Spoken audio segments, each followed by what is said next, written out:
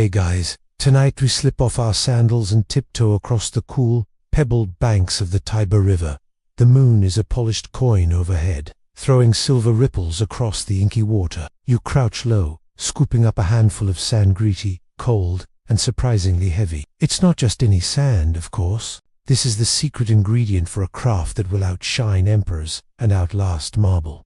Ancient Roman glass. You probably won't survive the next 2 hours as a Roman laborer between the back-breaking work and the questionable ancient hygiene. You'd be lucky to make it to sunrise without a tetanus shot. But tonight, you're here for the story, not the tetanus. So, before you get comfortable, take a moment to like the video and subscribe, but only if you genuinely enjoy what I do here. And hey, let me know in the comments where you're re-listening from and what time it is. You a midnight historian or a sunrise dreamer? Now, dim the lights, maybe turn on a fan for that soft background hum, and let's ease into tonight's journey together. You dig deeper, fingers sifting through grains that glint like crushed gemstones. The Romans weren't picky about much except their sand. They sent inspectors to riverbanks, squinting at the color, feeling for smoothness, dismissing any batch that didn't promise clarity. You can almost hear a grumpy foreman muttering, "No, not that sand, the good sand," as he waves you further downstream. Historians still argue whether the best glass came from the Tiber itself or was secretly imported from the Nile, where the sand was so fine it squeaked underfoot. As you fill your woven sack, a chilly wind rattles the reeds. You glance over your shoulder over a shadow looks like a tax collector. The sand you're gathering is technically the property of the state, earmarked for public works and, more importantly, for the Glassmakers Guild. There is a rumor that the guild once hired a fisherman to guard the best banks with a spear and a very questionable sense of humor. Whether that's true or just a tale told to scare apprentices, nobody wants to be caught with sticky fingers and sandy toes. The sand itself is a mix of quartz, tiny shell fragments, and if you're unlucky, a few wriggling river bugs. You flick a beetle away, trying not to think about what else might be lurking in the sack. The Romans believed that the right sand could make glass as clear as mountain air, or as green as the forests near Pompeii. They also believed that glass made from bad sand could explode in your face, which, as you can imagine, put a real damper on dinner parties. You trudge back toward the flickering lights of the glassmaker's quarter, sack slung over your shoulder. The night air is thick with the smell of olive oil and wood smoke. Somewhere in the distance, a dog barks, and someone curses in Latin, probably another apprentice who just dropped a precious load of sand into the gutter. You step carefully, avoiding puddles that reflect the moon and the occasional rat. The city never truly sleeps, not even when most of its citizens are snoring in cramped insulae, dreaming of warm bread and cooler baths. Your destination is a low ramshackle workshop wedged between a bakery and a wine shop. The glassmakers here are a tight-knit bunch, famous for their sharp tongues and even sharper eyes. They can spot a flaw in a piece of glass from across the room, and they don't suffer fool's awe. Clumsy you knock on the crooked door, and it creaks open, spilling warm amber light onto the street. Inside, the floor is dusted with sand, and the air hums with anticipation. Tomorrow,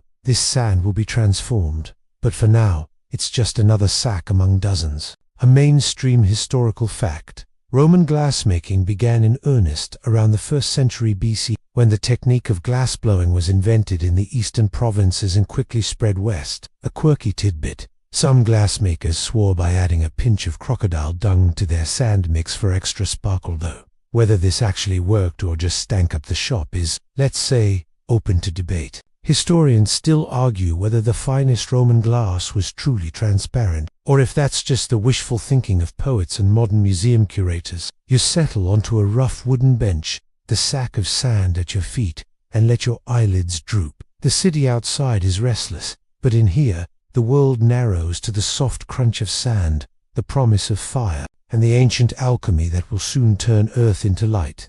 The sun hasn't even yawned over the rooftops when you re-jolted awake by the clatter of iron tongs and the unmistakable, throat-tickling scent of wood smoke. You rub the sleep from your eyes, already feeling the dry heat radiating from the workshop's heart, the furnace. It sits like a sleeping beast in the center of the room, its brick belly glowing faintly orange from the embers banked deep inside. You shuffle closer, sack of sand in hand, and watch as the master glassmaker, Lucius, stirs the coals with a long iron poker. The The furnace roars awake, exhaling a wave of heat that singes your eyebrows and makes you second-guess every life choice that brought you here. You're not alone. Other apprentices shuffle in, clutching their own sacks, yawning and scratching at the straw in their hair. One of them, Marcus, grins at you through soot-streaked teeth and mumbles, "Bet your denarius." You drop your sand in the fire. You roll your eyes. He's already lost 3 bets this week, and you're not about to let him win this one. The older craftsmen are already at their stations, sleeves rolled up, eyes sharp despite the early hour. They joke in rapid-fire Latin, tossing insults and advice with equal frequency. Someone claims Lucius once sneezed into a batch of molten glass and invented the world's first bubble vat. You try not to laugh, but the mental image sticks. Mainstream historical fact.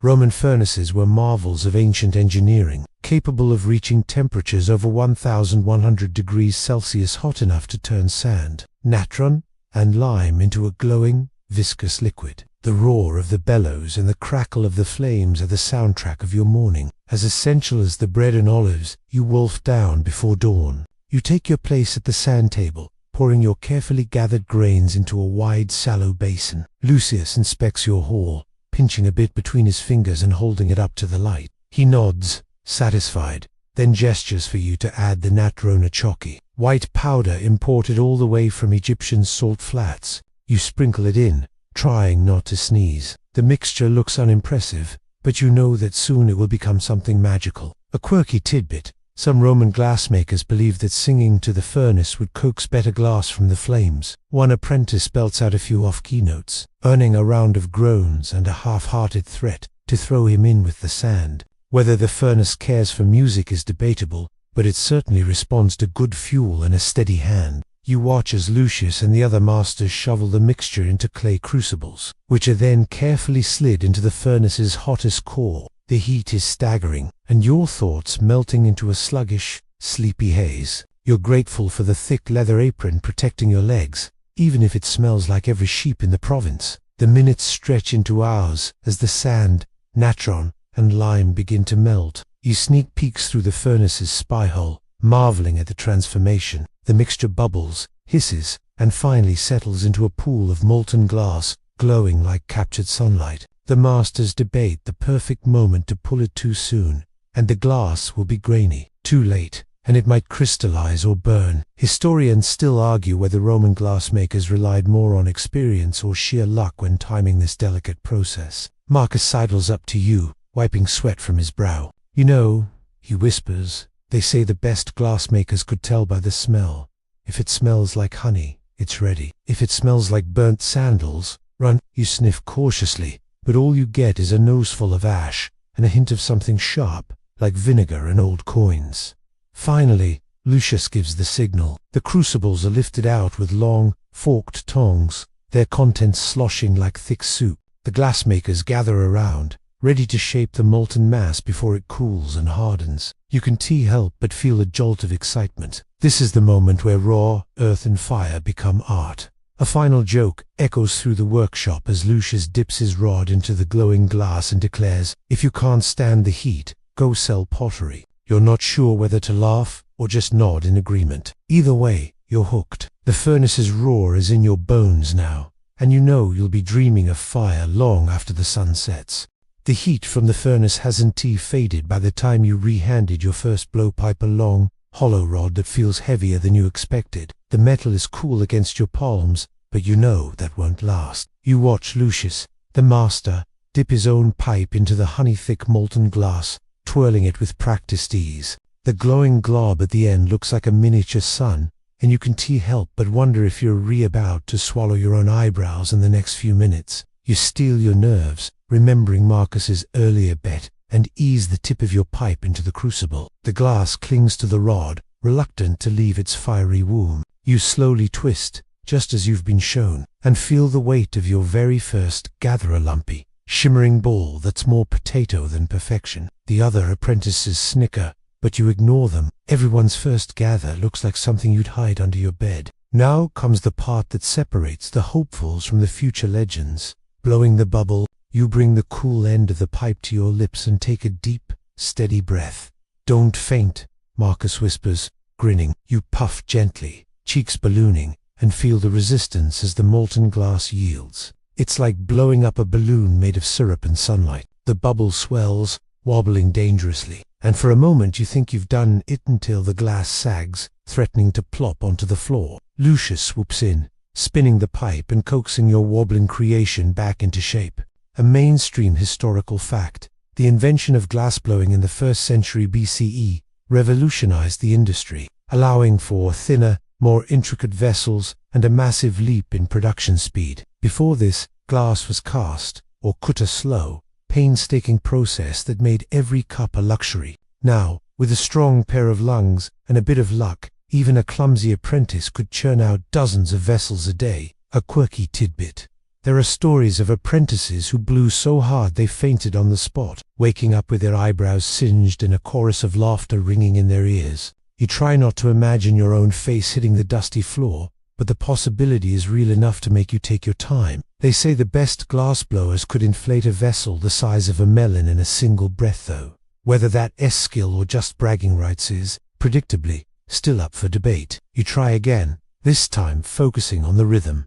Gather, blow, spin, reheat. The process is mesmerizing. Each time you return the pipe to the furnace's mouth, the glass softens, glowing orange and pliable. You watch Lucius shape a delicate cup, spinning and blowing, then deftly snipping the glass with bronze shears. The finished vessel is so thin you can see the shadow of his hand through it. He holds it up, grins, and says, "For wine cheap or expensive, it all tastes better in glass." You suspect he's right, though you're still banned from sampling the workshop's quality control stash. Historians still argue whether the earliest glassblowers were truly Roman or if the technique drifted in from the Phoenicians or Syrians, who had been working glass for centuries. The evidence is as slippery as hot glass, some say.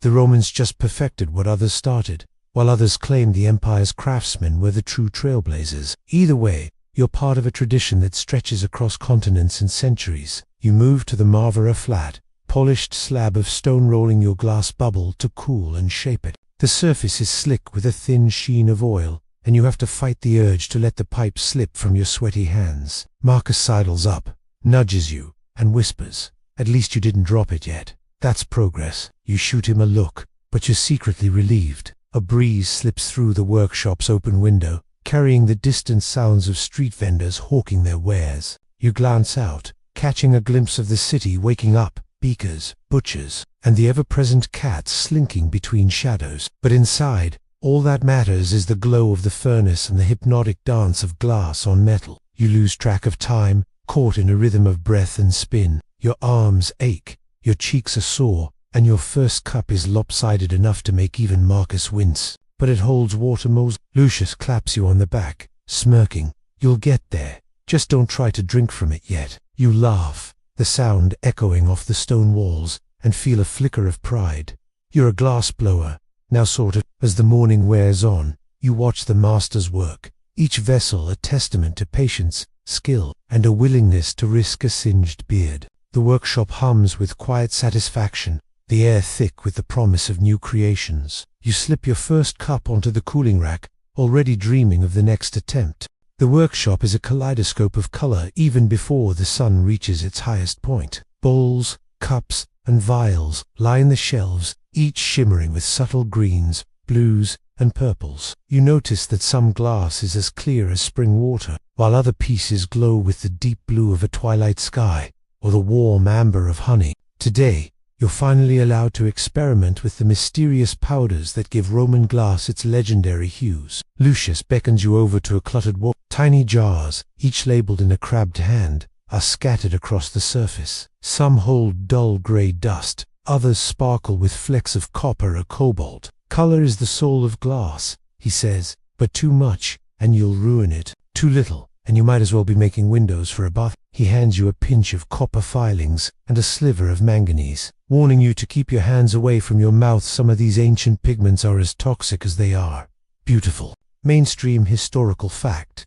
Roman glassmakers were masters of color. By adding minerals like copper, cobalt, manganese, and iron, they could coax a rainbow from the furnace. Some recipes were closely guarded secrets, passed from master to apprentice, and lost for centuries after the empire's fall. You sprinkle a little copper into a fresh gather of molten glass. The transformation is slow at first, but as you spin and blow, the glass shifts from pale yellow to a rich, translucent green. The other apprentices crowd around, offering advice and jeers in equal measure. "Try cobalt next," one shouts, "or maybe some crocodile dung for luck." The workshop erupts in laughter. The crocodile dung legend is back. No one's sure if it ever really happened, but it never fails to get a rise out of the crowd. A quirky tidbit: some Roman recipes for colored glass called for odd ingredient sashes from specific plants, bits of old glass, or even animal bones. There's a rumor that a famous glassmaker in Alexandria once used ground-up emeralds to impress a particularly vain client. Whether the glass was any better or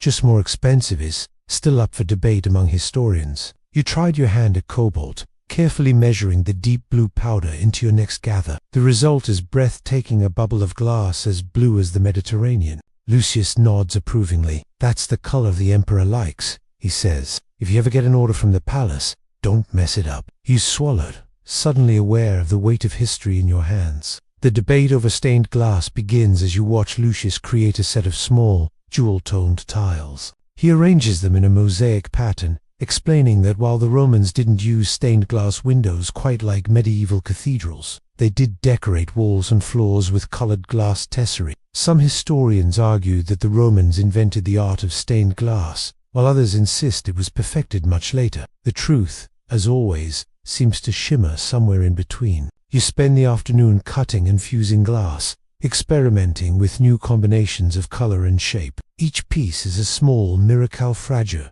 beautiful, and utterly unique. The workshop is filled with the clink of glass, the hiss of cooling water, and the low hum of voices debating technique and tradition. As the sun dips toward the horizon, you step back to admire your work.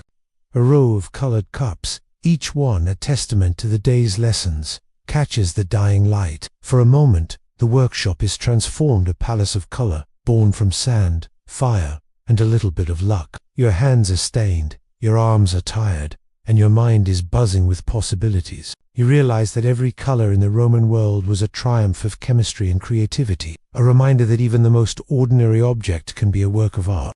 Night has fallen, and the workshop glows with the last embers of the furnace. The air is thick with the sense of hot glass, wood smoke, and a day's worth of sweat and laughter. You and the other apprentices gather around a battered wooden table, sharing hunks of bread and sips of watered wine from the very cups you shaped that morning. There's a quiet pride in the room, a sense that you've all survived something together, even if it's just another day in the glassmaker's world. Lucius, ever the storyteller, leans back and begins to recount the legends of glass. He tells of a Phoenician merchant shipwrecked on a sandy shore, who, in desperation, built a fire on the beach, using blocks of natron from his cargo. By morning, the fire had fused the sand and natron into glaster, first ever made by human hands. Or so the story goes. You know it's a myth, but as you cradle a cup still warm from the kiln, it feels almost believable. After all, every piece of glass is a small miracle born from fire, shaped by breath, and cooled by time. A mainstream historical fact. Roman glassware became an everyday luxury across the empire. From the bustling markets of Rome to distant outposts along the Rhine, glass vessels were prized for their beauty and utility. They held perfumes, oils, wine, and even tiny lacrimatory bottles that mourners would fill during funerals, a reminder that even grief could be captured in glass. A quirky tidbit: some ancient Romans believed that glass had magical properties. Pliny the Elder claimed that glass could neutralize poison, which led wealthy diners to demand glass cups at feasts just in case their hosts had murderous ambitions. Of course, the only thing glass really guaranteed was a spectacular mess if you dropped it. You listen as the conversation drifts to the future. Some apprentices dream of mastering the art and opening their own workshops. Others talk of traveling east, to Alexandria or Antioch, where the secrets of glass are said to be even older and more mysterious. Marcus, ever the joker, claims he'll invent a cup that never spills. Lucius just laughs and says, "If you do, the gods themselves will come knocking." The fire dies down, and the workshop settles into a companionable silence. You find yourself wandering among the shelves, running your fingers over the smooth curves of bottles and the sharp edges of mosaic tiles. Each piece tells a story of sand gathered by moonlight, of sweat and skill, of laughter and the occasional disaster. You realize that you're part of a lineage stretching back centuries, each apprentice learning from the last, each piece of glass a conversation with the past. Historians still argue over the fate of Roman glassmaking after the empire's fall. Some say the secrets were lost, scattered with the ashes of Rome. Others believe they simply traveled, carried by craftsmen to new lands and new eras. What's certain is that the art survived, in one form or another, and that every time light passes through a piece of ancient glass, it carries a little of that old magic with it. As you prepare to leave, Lucius presses a small, imperfect cup into your hand. "For luck," he says, "and to remind you every master was once an apprentice." You smile, feeling the weight of the cup and the warmth of the workshop settle into your bones. You step out into the Roman night, the city alive with distant music and the glow of lanterns. Above, the stars shimmer like shards of glass scattered across velvet. You walk home barefoot, the cool stones beneath your feet grounding you in the present, even as your mind drifts toward dreams of fire and color. And as you slip into sleep, you know that tomorrow, and every day after, the dance of sand and flame will begin, could do another chance to turn earth and breath into something beautiful, fragile, and eternal. Epilogue echoes through the glass. The days in the workshop blur into seasons. You grow stronger, your hands surer, your arms marked by tiny scars from stray sparks and flying shards. The rhythm of glassmaking becomes the rhythm of your life. Gather, blow, spin, shape, cool, repeat. You learn to read the furnace's moods, to sense the perfect moment when molten glass is ready to be transformed. Sometimes, you catch yourself humming old tunes to the fire, half believing the stories about music coaxing better glass from the flames. Your first wobbly cup is joined by dozens more, some cracked, some lopsided, but each a little better than the last. You master the secret of the blue cobalt, the shimmer of copper green, the subtle art of making clear glass that sparkles like captured rain.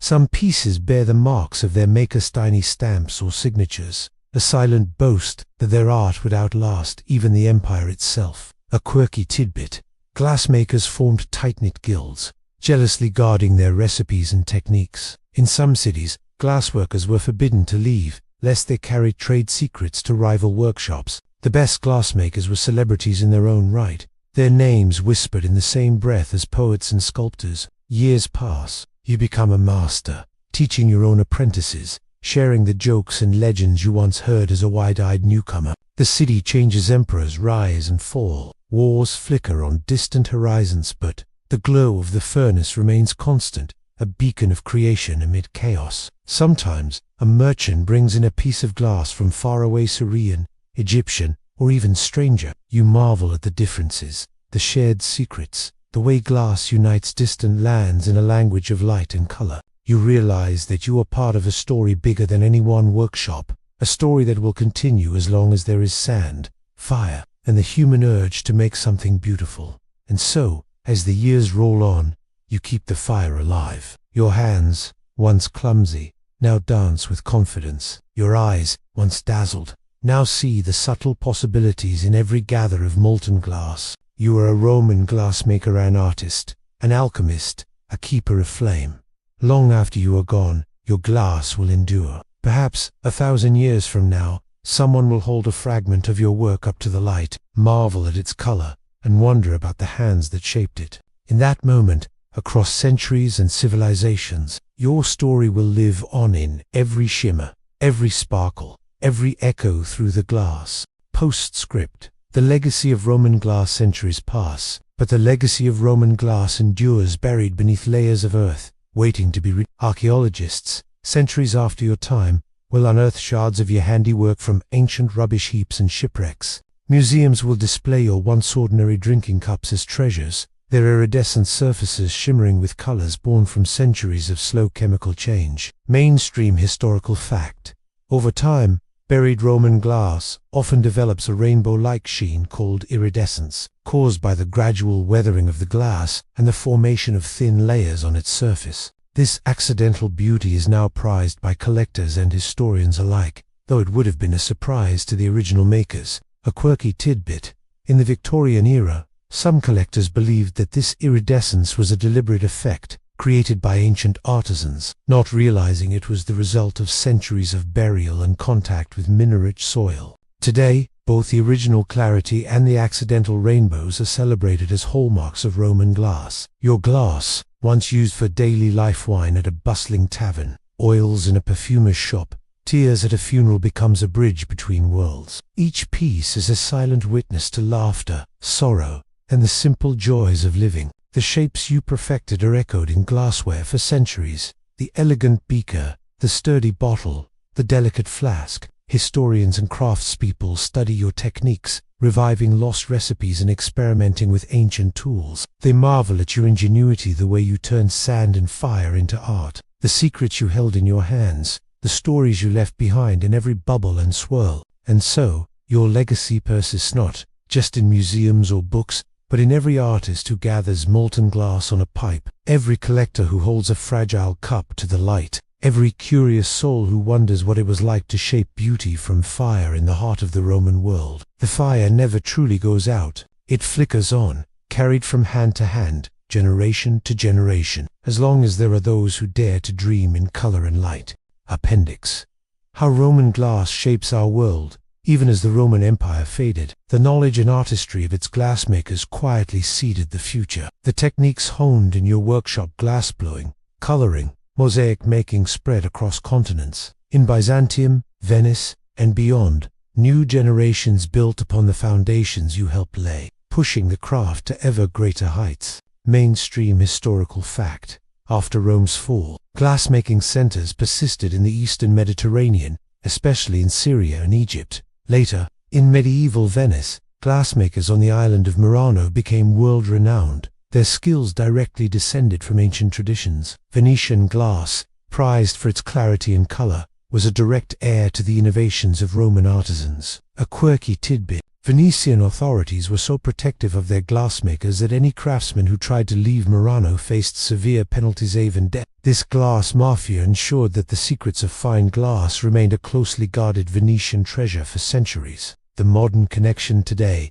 glass is everywhere. In our windows, our phones, our art. The basic process on soda, lime, heat has changed little since Roman times. Modern scientists analyze ancient shards to unlock old recipes, while contemporary artists still use techniques that would be instantly familiar to Lucius or Marcus. Museums around the world display Roman glass, not just for its beauty, but for what it tells us about daily life, trade, and technology. Each piece is a time capsule, a fragment of a vanished world, still sparkling with color and story. A final thought, perhaps: as you walk past a sunlit window or sip from a finely made glass, you'll remember the hands that first shaped such wonders 2,000 years ago. The dance of sand, fire, and breath continues, unbroken by time. A letter across time to the one who shapes glass in ages yet to come. If this message, sealed in the heart of a vessel or written in the memory of the craft, ever finds you, know that you are kin to me. Though centuries divide our lives, I am a glassmaker of Rome, apprentice turned master, child of fire and sand. My days are marked by the rhythm of the furnace, the hiss of the blowpipe, the laughter and curses of companions. I have burned my hands, failed 1,000 times, and yet, with each sunrise, I return to the workshop, chasing the miracle that is glass. Mainstream historical fact: we Romans have learned to shape glass with breath and movement, to color it with the minerals of our land, to pour it into molds or spin it into threads as fine as hair. Our glass travels far, to Britannia's misty shores, to the palaces of Parthia, to the markets of Alexandria. We craft not only vessels for wine and oil, but beads, tiles, and even windows to let the sun itself into our homes.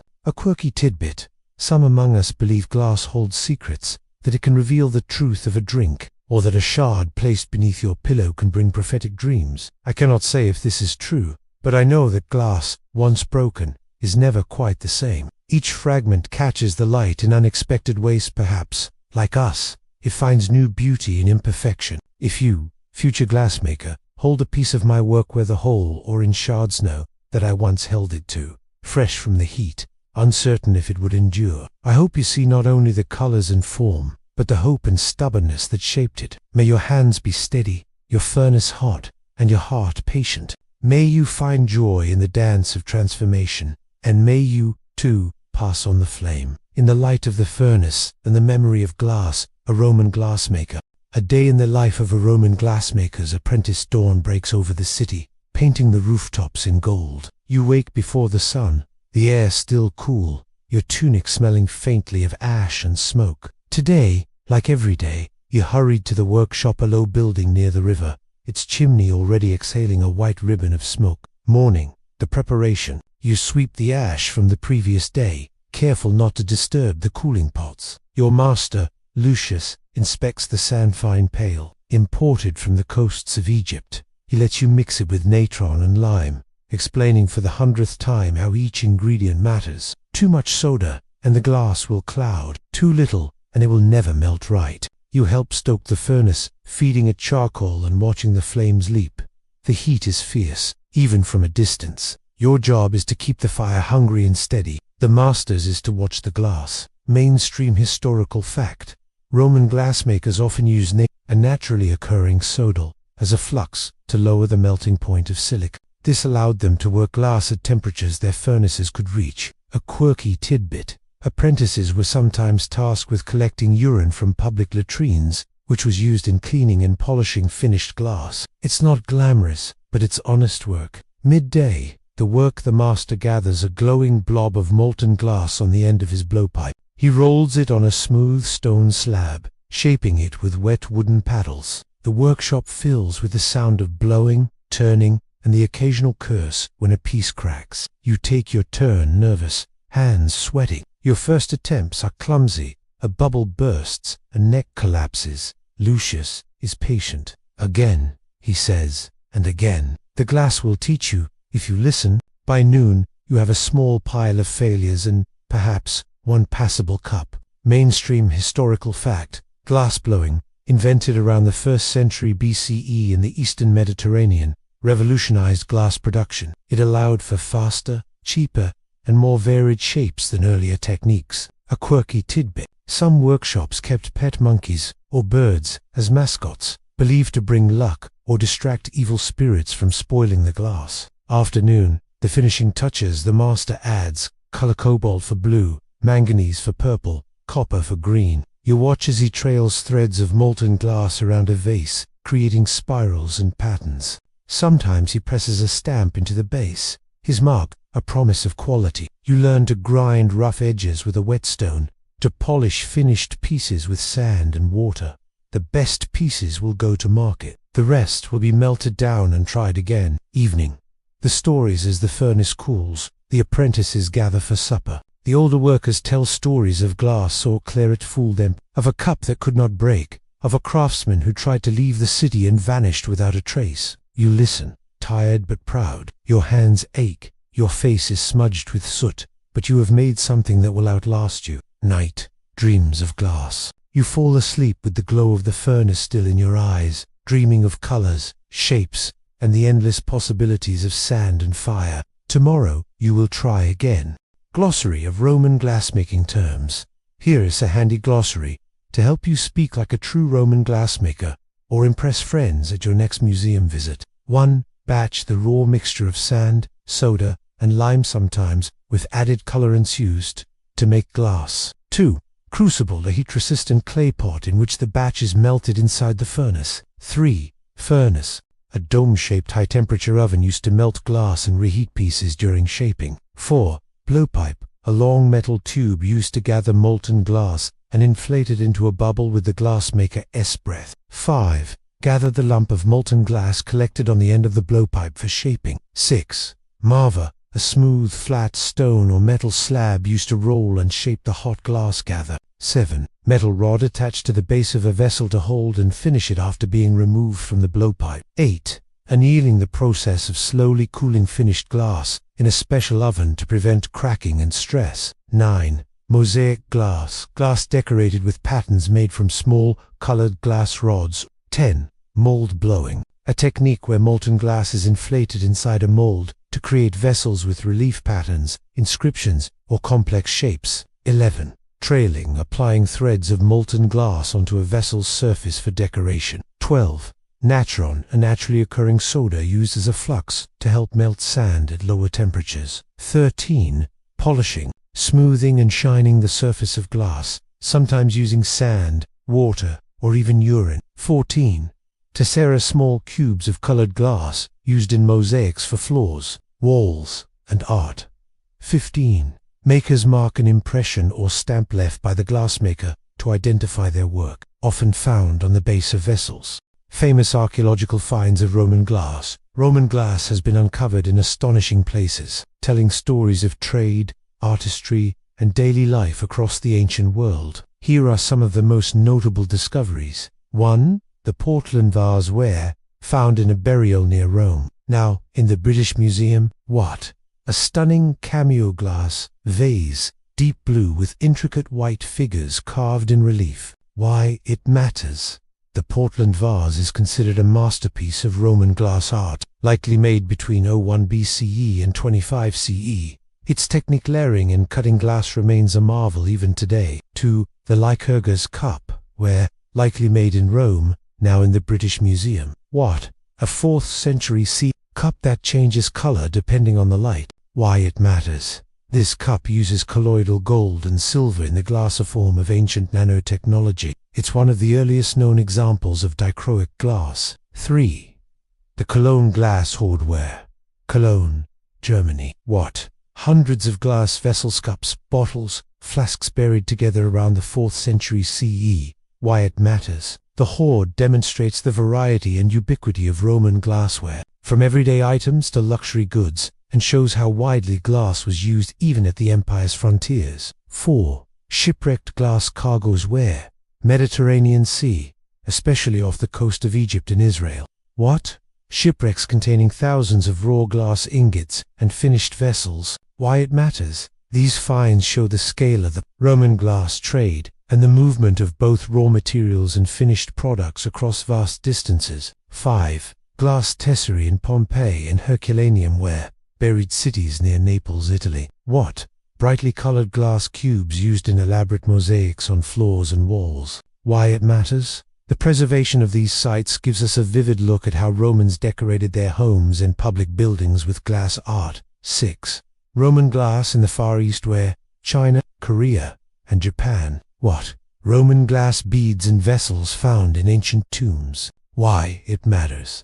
These discoveries prove that Roman glass traveled along the Silk Road, reaching as far as East Asia, testament to its value and appeal. Quirky tidbit: some Roman glass, buried for centuries, has developed an iridescent rainbow sheen due to chemical reactions with the soil and natural beauty that is now prized by collectors. Would you like to continue with a fictional scene at a bustling Roman market selling glass? The story of how a Roman glassmaker's work might be rediscovered today. Or perhaps the science behind glass's transformation over centuries underground. Let me know your next curiosity. A fictional scene. The Roman market of glass. The morning sun glints off 1,000 colors as you enter the forum. The air is alive with voices, merchants hawking wares, children darting between stalls, the clatter of carts over stone. You are drawn to a corner where the light dances brightest. The glassmaker's stall. The stall, under a striped awning, shelves are crowded with glassware, delicate cups, swirling vases, tiny perfume bottles, beads strung in every hue. Some pieces are clear as water, others shimmer with blues, greens, or the rare deep purple reserved for the wealthy. A sign hangs overhead. Lucius Vitruvius, finest glass of the 7 hills. The customers. A senator's wife admires a cobalt blue bowl, holding it up so the sunlight turns it to sapphire. She asks about the color. Crushed copper, Domina, Lucius explains with a bow. As pure as the Nile. A perfume seller haggles over tiny flasks, insisting he needs a dozen for a new shipment of rose oil from Syria. They must not leak. Test them yourself, Lucius replies, handing him a water-filled flask. The merchant tips it upside down, no drips. A child stares wide-eyed at a tray of glass beads, each one a swirling galaxy. Lucius winks and slips her a bead when her mother isn't looking. The demonstration to draw a crowd. Lucius sets up a small portable furnace. With practiced flair, he gathers a blob of molten glass, blows a quick bubble, and twists it into a tiny animalia glass dolphin. The onlookers gasp and applaud. Quirky tidbit. Roman glassmakers sometimes made miniature animals, fruits, or even tiny faces as charms or toys. These were popular with both children and adults. The sale. Deals are struck. Coins change hands. The senator's wife leaves with her blue bowl, the perfume seller with his flasks, the child with her secret treasure. Lucius stamps, each piece with his mark a tiny fish, so all will know its maker. As the market bustles on, sunlight keeps finding the glass, scattering rainbows over the crowd. The journey of a Roman glass piece. Let us follow the blue bowl purchased by the senator's wife as it travels through history. 1. In the senator's villa, the blue bowl graces the triclinium of a grand Roman villa. It holds figs and olives at banquets, admired by guests for its color and clarity. The senator's children sometimes sneak sips of honeyed wine from it, marveling at how the light makes the liquid glow. 2.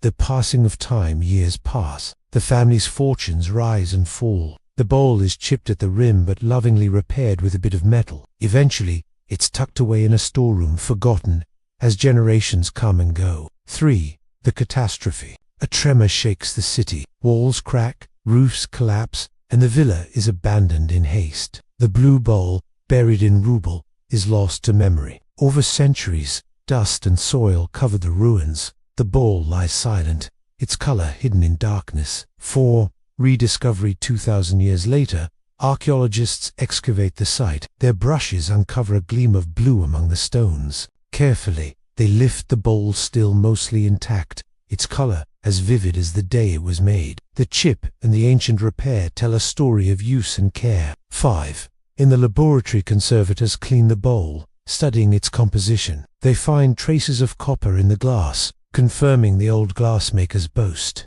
Under a microscope, they see layers of weathering. Teeny rainbows shimmer on the surface, a result of centuries underground. 6. In the museum, the bowl is displayed with pride, labeled Roman glass bowl, 1st century CE, found in the ruins of a patrician villa, for visitors marvel at its beauty and resilience. Some imagine the hands that held it, the sunlight that once danced through its blue walls. 7. Legacy. Inspired by the ancient craftsmanship, modern glass artists experiment with old techniques. The story of Lucius the glassmaker and his blue bowl lives on in books, in classrooms, and in the sparkling creations of today. Quirky tidbit. Sometimes, ancient glass is found with mineral deposits or even ancient fingerprints preserved on the direct links to the people of the past.